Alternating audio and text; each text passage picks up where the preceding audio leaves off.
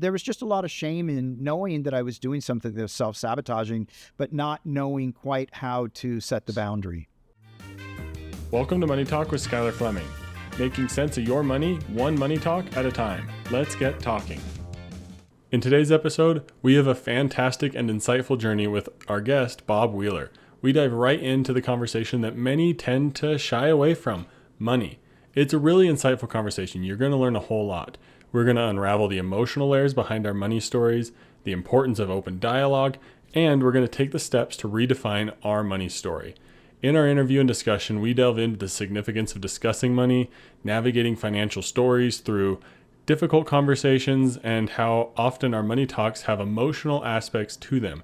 And how do we get to understand the feelings that come when we receive a large sum of money, or maybe we're spending our money in a way we know isn't right. There's a lot of emotion that we talk about because there's so much more than just math when it comes to our finances. And Bob shares a great story towards the end of our interview, so make sure you stick around. It's definitely going to help shift your mindset when you think about how people act with their money. And maybe it's going to resonate directly with you or with someone you know, and make sure to share this episode with them if someone pops into your mind. Make sure to have a money talk about today's episode. It's a great episode about setting boundaries, preparing financial conversations, and understanding your money story through self-reflection. The money talking points for today's episode are: how can you start a pressure-free money talk while seeking input and help from other people? And 2, have you considered exploring the emotional side of your financial decisions, such as understanding how money makes you feel and the motivation behind your purchases? And number 3, whether you're married or not, are you prepared to discuss money openly, set boundaries, or have a money buddy to help support you in important financial matters? If not, go find a money buddy and have a money talk about today's money talking points. But with those money talking points in mind, let's get right into today's episode.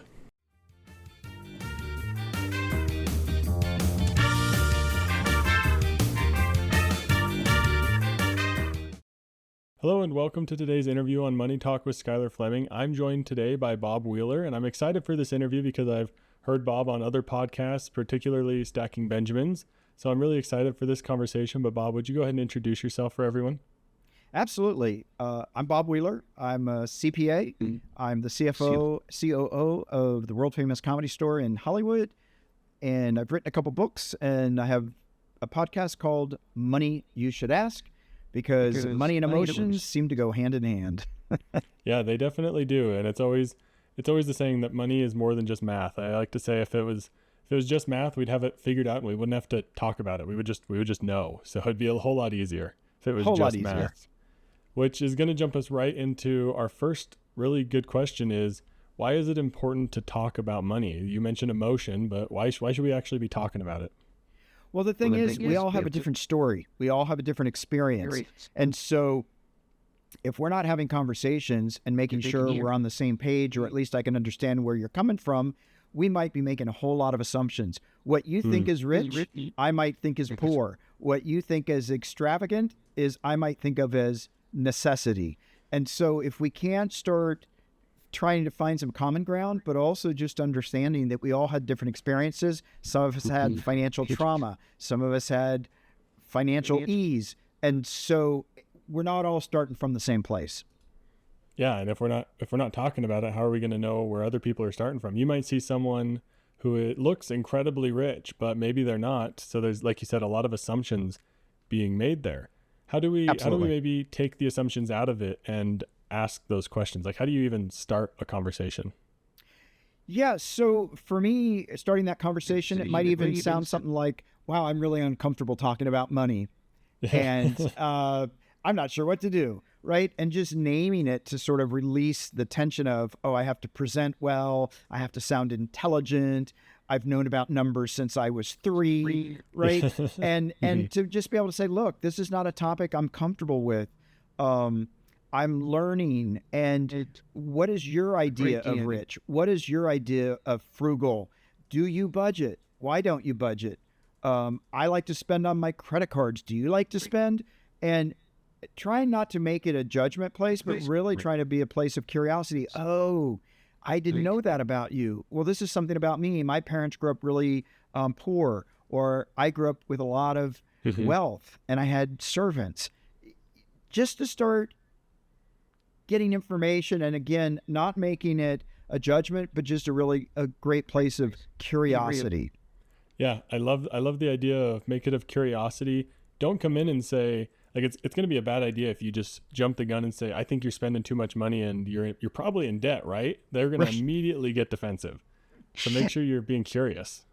Absolutely. And I think it's important that if you're talking with somebody where there might be some tension, and I know we'll maybe jump into this a little bit later, but if you're talking with a business partner or a spouse or somewhere where there might be some triggers, set up some ground rules. Look, if I get too overwhelmed, I need to stop and take a breath, or walk around the block, or pick the conversation up in 30 minutes. Or this is overwhelming. Set some ground rules so that you can actually go in and have a conversation that's meaningful. Yeah, and that honestly plays right into our next question of about emotion. But like you said, set the ground rules and say, I'm feeling more emotion than I am logic around this conversation. And that's a good point to take a step back and take a deep breath, like you said. But how is finances more emotional than it is math?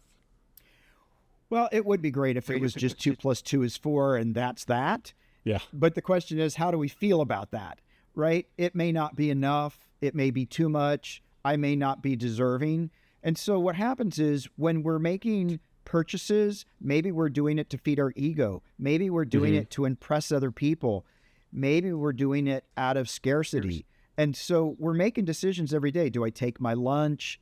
Do I buy my lunch? When the people ask if I want to go out and have a drink, maybe I don't drink and I don't want to tell them. Or maybe I can't afford to go drink. Or maybe I think everybody's going to make me pay for it and I don't want to pay this time, but I don't want to tell anybody, right? If people are in a relationship and I'm going out and spending all the money that my spouse has made and I'm not telling them, and then they're getting a credit card bill or they're watching money disappear out of the bank account, there's probably going to be a much more intense conversation if I'm not having conversations. So it's important to start to understand, if I receive a large amount of money, I feel very guilty, or I feel very grateful, or I'm thinking everybody's coming to get me, or I have to learn to set boundaries and have difficult conversations. And so it becomes very emotional because we don't want to say no. We want to be included. We want to look like we can live beyond our means. And so there's all these stories going on in behind the scenes, in addition to that 2 + 2 is 4. Yeah, and I love that exercise of saying, how do you feel when money comes into your life? Like it's kind of the, what would you do if you won the lottery sort of thing. Is your first thought to hire security and make sure you're under lockdown, or is it to give back to your family or community or something? I think that's a really interesting exercise there. Well, when I do have clients receive a large windfall, whether it's an inheritance, a lawsuit, whatever it might be, they'll call me up and they're like, "Oh, I just got 500,000. I just got 200,000." And the first thing I'll say is, "See if you can just leave that in the bank for 30 days." What? Yeah, just leave it in the bank for 30 days. You didn't have it before. Yeah. Can you just let it sit there for 30 days? Well, that is very difficult for a lot of people to let. We can't get out of our bank accounts fast enough for a lot of people. Yeah. Yeah, that's very interesting because I've heard that idea before. It's like you come into that inheritance when you're grieving and then you're spending it all. Like there's a whole lot of emotions that changes your financial decisions. And yeah, which is our next question. I love how tied in all of this is with emotions. How does emotion impact your financial decision making? Because obviously you get that large sum of money and maybe you have a very specific goal that it would be great towards, but suddenly you find yourself broke and all the money's gone. How does that emotion impact those decisions? Well, if you've got a story that I'm not deserving, or a story that everybody else deserves to get ahead, or there's people more deserving than I am, or what will people say, all of those things are going to impact your decision making. Because if I think my neighbor's judging me, or I go to church and people might be talking about me, doesn't he think he's uppity because he's got a fancy car, right? All these things that if I'm not grounded in who I am, I might start worrying about how am I presenting? What are people saying? I had a client received about $1 million from a settlement for her husband's passing, and she felt so guilty. She just gave it to the church because she's like, I just can't be responsible for this. And that would have set her up for life. But she was more overwhelmed about the thought of having to be responsible. And so that decision making comes in when I don't know what to do. I'm not sure who to ask. I don't know who to trust. And we just start creating these stories of whether I deserve it or I'm presenting, things like that. Yeah, and I've often heard money's gonna amplify you in whatever way you act. And do you think that's applicable with our decision making? It's just gonna make it bigger? Yeah, absolutely. It really does. It's because inherently who we are until we actually get to know ourselves, unconsciously that's going to come up. Now, if you've been doing the personal work and you're looking at things and you've got a support group that can help hold the space while you figure things out, you're more intentional and more conscious about what you're doing, certainly you'll be able to catch those things. But most of us are working unconsciously. And so it's just going to amplify. We're going to be more panicked, or we're going to feel more gratitude, or we're going to feel more, what are they saying? Yeah, that's very interesting. And like you said, if you're really in the weeds of it and doing the work regularly, you'll probably be okay, but you're still going to feel it. You're not going to not feel it. You're just going to know it. You're just going to know what it is. Which I guess let's talk a little bit about how do we do that work. And one of those things that I think is important is talking about money. And you've mentioned a spouse a couple times. Married or not, do you think it's important to talk about money?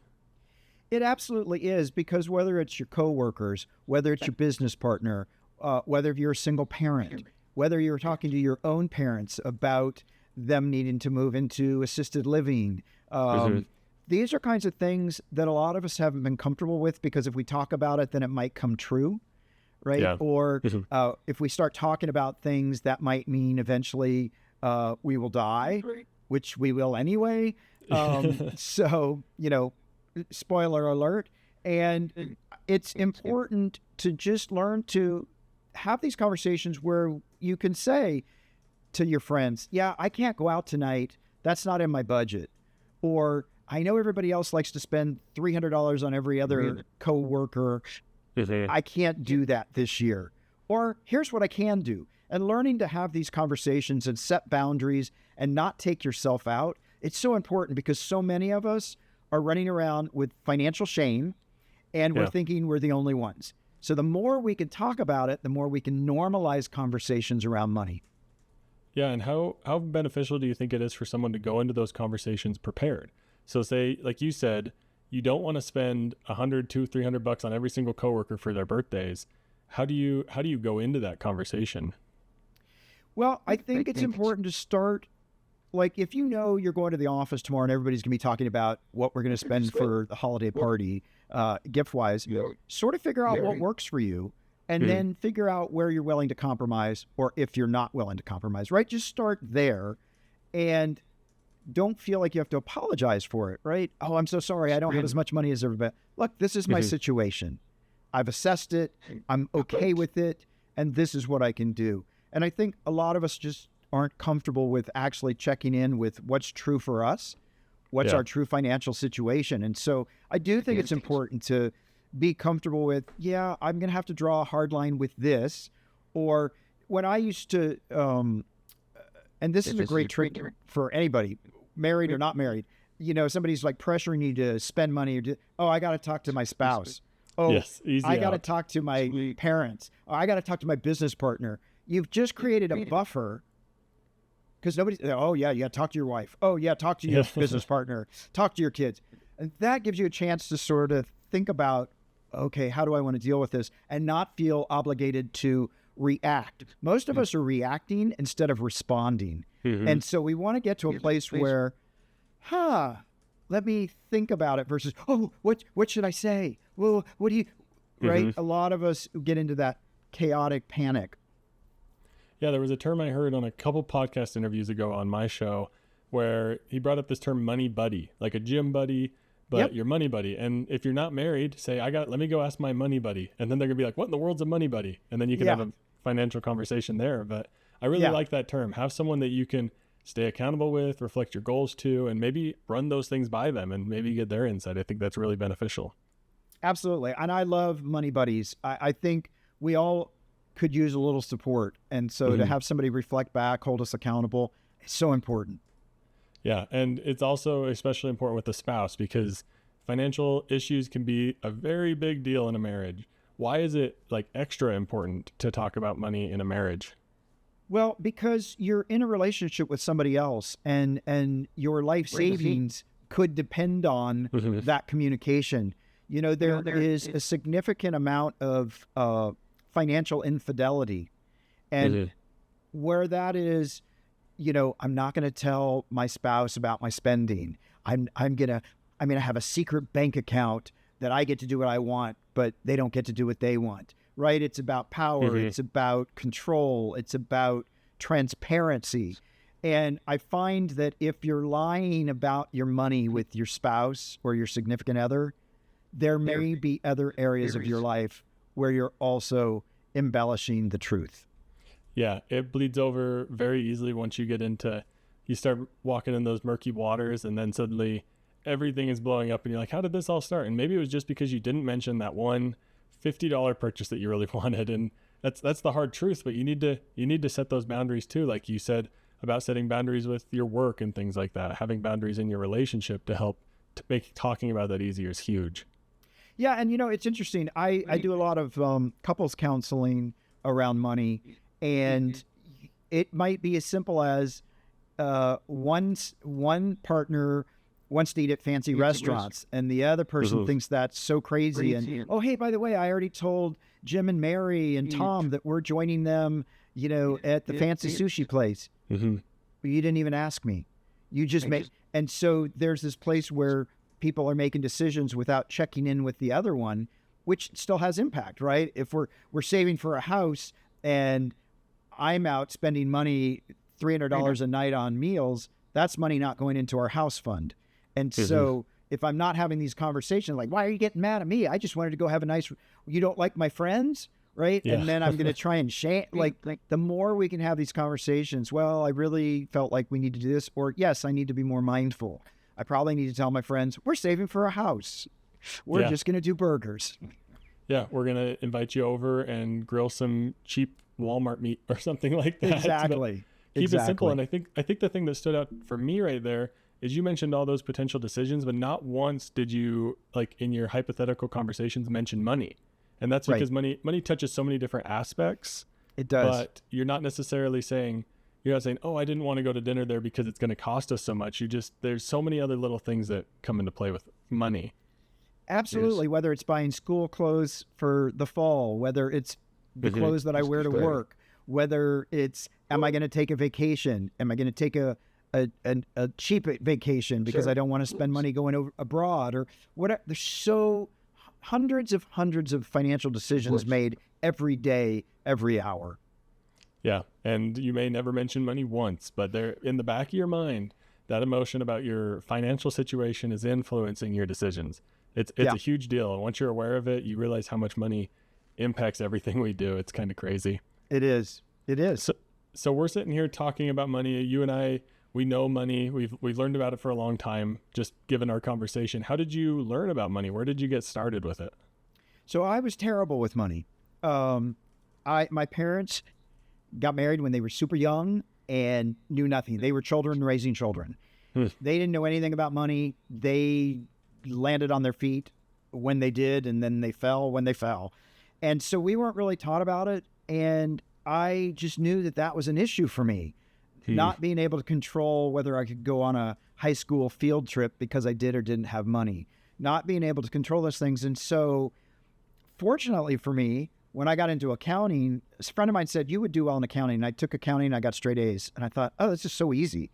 So the practical pieces of accounting and money came very easy to me. My own story about how I grew up and what my parents did and my grandparents was story that I actually had to work through and let go of and say, that's not serving me anymore. So I had to do a lot of personal work. And even as I built my CPA practice, I joke because the first 4 or 5 years I thought nobody's going to come back next year.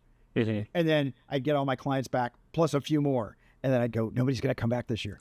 Right. I didn't trust myself. And I was always fascinated with money because I could see that money meant freedom.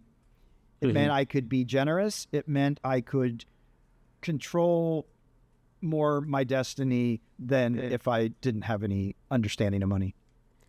Yeah, and you said you had to work through that yourself. I'm sure there was difficult things that came up throughout that. How do you have those difficult financial conversations? Well, I'll share one that was actually was really hard. One of the biggest things when my parents got divorced, and I'm not going to put this on my mom, I'm going to put this on me and how I heard it, right? My mom jokingly or seriously said, now that your father's gone, you're going to have to be really successful so your siblings and I can have the life we deserve. Now, I have 4 other siblings, and I thought, well, I'll be darned if I'm going to pay for everybody else's lifestyle. I didn't buy into that, right? And so for a few years, I would make sure that I was broke so that when my mom asked me for money, I could say, I'm broke, because I was a terrible liar. So I'm broke. I don't have any money. I'll just sabotage. It wasn't until I realized I had to sit down and say, you know what, Mom? Love you dearly. Your financial situation is your financial situation. And you're going to have to figure out whether you want to continue to be in it or not. But I'm not responsible for everybody else. If I can help you when I can, I will do it. And if I can't, I'm actually going to take care of myself first. And I'm actually okay with that. And that was a very difficult conversation because I felt very guilty. But once I was able to say, I'm going to advocate for myself, and when I can be generous, I will, but it's not going to be dictated to me how I have to do it. That was a really big piece. And it was not a fun conversation, but it was a necessary conversation. Wow. Yeah, that's a big one, because like you said, you're a bad liar, so you had to literally go out and spend all your money in order to be truthful. How do you feel when you're doing something like that? Can you recall like what it felt like knowing you were spending just for that reason? When did you realize that? I think there was a bit of shame. I think there was a bit of frustration, and I was mad at myself because I could generate lots of money. I could generate lots of money, but I'd make sure it was gone in 5 minutes. And it was, I think there was a part where I was a bit angry because I thought, why are you doing this? You generate a lot of money, more than a lot of people make. You could be buying a house, you could be doing these things, but if you have any of those things, then you have to give them to your mom and you have to give them to your siblings. And so there was just a lot of shame in knowing that I was doing something that was self-sabotaging, but not knowing quite how to set the boundary. Wow. That's fascinating to hear, because I'm sure there's got to be someone listening that's feeling some sort of situation where they don't feel like they can get out of it. How did you feel once you had the conversation? Was it relief or was it more stress? It was relief. The one thing that I did discover, and maybe this is just me, maybe it's others, once you set a boundary, you actually have to keep maintaining boundaries. You actually have to keep affirming that this is my line, because people will test you. Oh, well, just this time, maybe just, no, this is my boundary. And so I thought that once I had the conversation, I'd never have to have it again. And what I realized is, you're going to have some of these conversations more than once. And that's okay too. But it was a lot of relief because I knew I was at least being honest, and I wasn't, because underneath I was harboring resentment. Wow. Yeah. What a crazy story. That's really eye-opening for me, because I've never gone through something like that. And I think that's where the real power in talking about money comes from. I just asked you, how do you handle difficult financial conversations? And you just you gave me a bunch of like knowledge and information of how to go through something like that. So I hope everyone listening is able to say, hey, if you're going through something challenging, maybe share it with someone and they'll repay you in the form of some story that's going to help your like financial outlook. And that's how we get to the point where, like you said, when that emotion hits from getting a lot of money or losing a lot of money, you're going to recognize it because you've heard other people's stories. That awesome. I love that. That was awesome. Thank you for sharing that story. That was really, really beneficial. Yeah, absolutely. Absolutely. It's been a great conversation. Feel free to add it if you had anything else on your mind.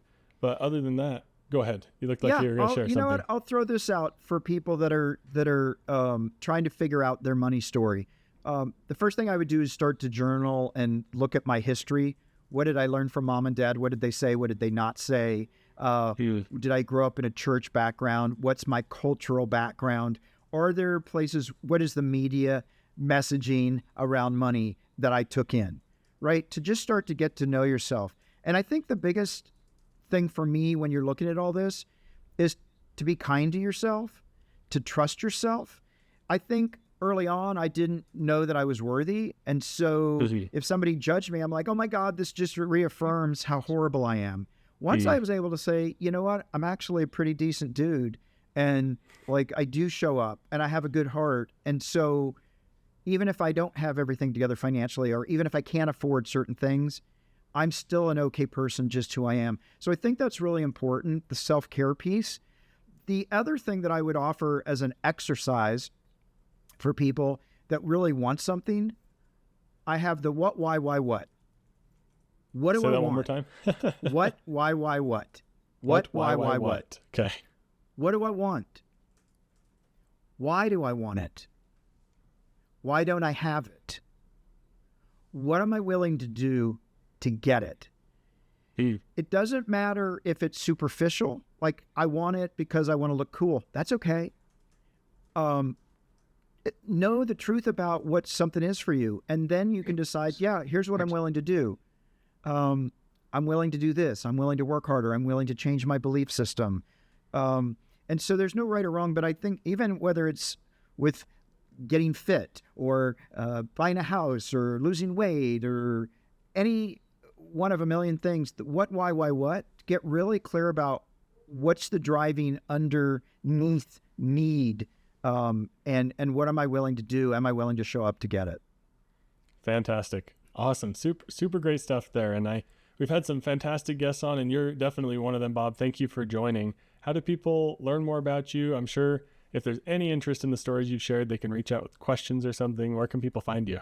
Absolutely. They can find me at themoneynerve.com, themoneynerve.com. My Instagram handle is Money You Should Ask, at Money You Should Ask. And feel free to reach out. The email is info@themoneynerve.com. We love to engage with people, love to hear people's stories, and love to support in any way we can. Fantastic. And you mentioned you wrote a few books. Is there any specific one you'd feel would be valuable for people? Yeah, I think the book that's really helpful is The Money Nerve, Navigating the Emotions of Money. It's a great book for couples and for anybody or with a money buddy, because at the end of each chapter, there are several calls to action. So it gives you an opportunity to explore your emotions, explore your fears, explore your money story. And then there's practical tools in there, how to set a goal and make it become a reality instead of just something in the far distance. So to me, that's a great starter book for people to just learn to start having those money conversations. Great. Thank you so much for coming on the podcast, Bob. It's been a fantastic conversation, and yeah, thank you so much.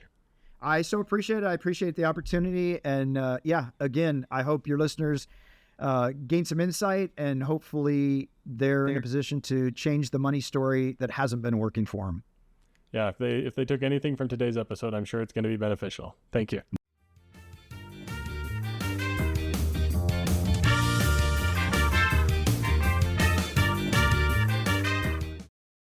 One of the main things that I think could impact you and that you could take away from today's conversation is starting your money talks with other people. Make sure you're doing it in a way that is open and non-judgmental. Like Bob said, be curious in your position and don't just come in saying, I bet you're buried in credit card debt, aren't you? People are going to naturally get defensive. Another thing that could be great is share your struggles, and that can tend to get people to open up. Because if you say, yeah, I used to really struggle with credit card debt, but we don't use credit cards at all now. Someone might say, I've never thought about not using credit cards. I've just always had credit card debt. What do you mean you got out of credit card debt? How did you do that? So if you start to open up, other people can tend to open up. And I hope you're able to take away the importance of these money talks from today's interview. Also, what would you do in emotional situations with your money? You need to make sure you understand and practice a little bit, because practice makes perfect, right? So if you maybe walk through in your mind a little bit of those situations that you might find yourself in, it's going to make it a whole lot easier when those boundaries get tested. And when you come up to the actual point where you have to have that uncomfortable money talk with people, run it through your mind, like the exercise we talked about of what are you going to do if you win the lottery?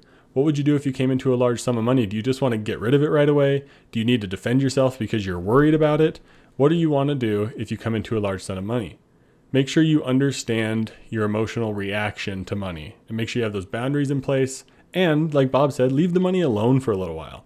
If you feel intense emotions around your money when something happens, leave it alone. Things will be okay. Most bills and everything really aren't going to shut off your service if you don't pay that exact day. So sure, you do need to pay your bills, but I'm using it as a point to say your life will be just fine if you let something go for about 30 days while you wait to figure out what you want to do with your money. Another thing I took away is the importance of talking about money in every relationship. Whether you're married, not married, with friends, coworkers, really everybody in your life was mentioned in some sort of relationship in today's interview. And you're going to probably have money talks with all of them. I know I've had money talks with my coworkers, friends, family, my wife, and it's very important that we know our boundaries, we know the ground rules, and like we talked about in the interview, if you're uncomfortable, say it.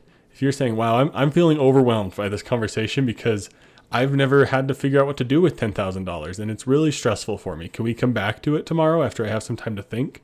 That can be huge. So make sure you're confident and practice going into it. If you know it's going to be a stressful conversation, maybe stand in the mirror and talk to yourself a little bit and say, I don't want to decide all of this right now. Can we maybe have a little bit of initial brainstorming and come back to it in 3 days? And just practice that so that you're prepared, because money is always going to come up in every relationship, whether you want it to or not. And then the last main thing that I took away from today's episode is understanding your personal journey with money. I love the idea of journaling your money thoughts, journaling your money interactions. Did you find $20? How did it make you feel? I also really liked Bob's what, why, what, which stood for what do I want? Why do I want it? Why don't I have it? And what am I willing to do to get it? I think that's something that can really stand out and offer a good initial perspective to figure out your problem and what you're going through. So make sure you understand your story so you know where you're coming from. Like we talked about with Bob, there's some great insight that he shared in his conversations he had to have with his mom and what he learned through that helps him know where he came from with money. So once you begin to understand where you're at with money, your progress is going to get a whole lot faster and a whole lot easier once you get that initial understanding and groundwork underneath you. But let's talk about the money talking points next.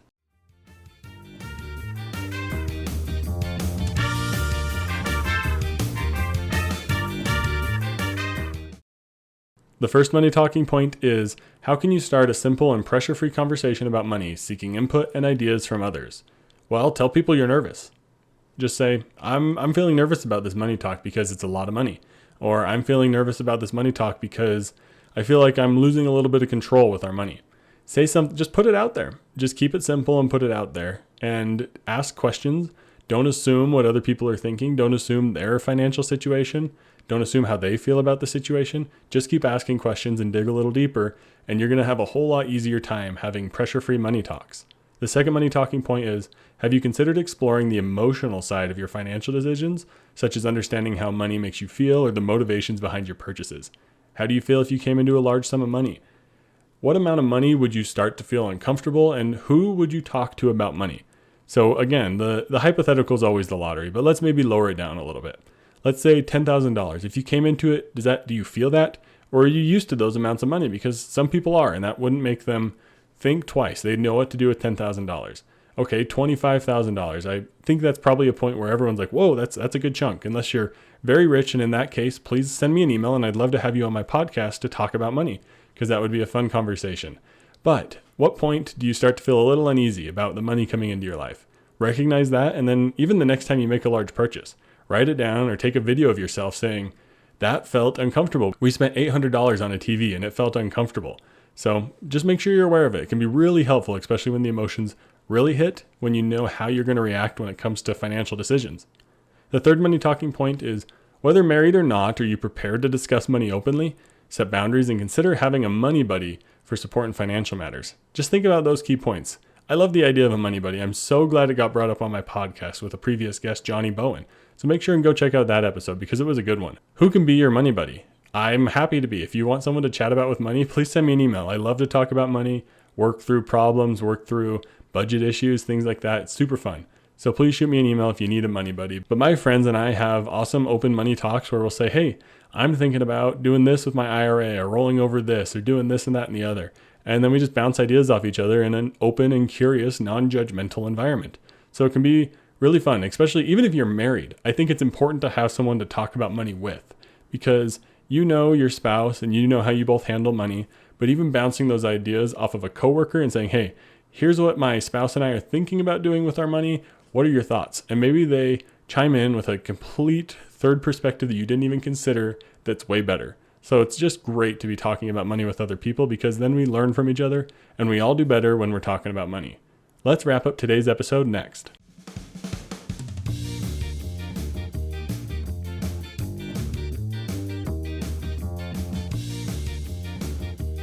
Thank you so much to Bob Wheeler for coming on my podcast and sharing his great insights and that great story about how he got better with money throughout his life. I hope you were able to take something away from today's episode and learned a little bit about how to handle and talk about money. Just remember, if you come into the large sum of money, sit on it for a while, consider what you want to do, and think about the emotions that you're feeling. Make sure you're aware of those emotions because it can make a big deal in your decision making. Because they're going to come whether you're ready or not. So make sure you're a little bit more prepared to handle them each time. But be sure to check out Bob Wheeler's information in the show notes, but also head over to YouTube to watch the video version of our podcast interview and extra content that I'm creating around each episode, because those videos are turning out great and it's fun to take a deeper dive into some topic that comes from each of our interviews. So be sure to subscribe both on YouTube and whatever podcast player you're listening on so you don't miss any future episodes, because I have some great ones coming up. But thank you for listening to Money Talk with Skylar Fleming. I'm your host, Skylar Fleming. Have a great week. Thank you for listening to Money Talk with Skylar Fleming. This show is provided for informational and entertainment purposes and may not be specific to your unique situation. Please be sure to do additional research before making any financial decisions.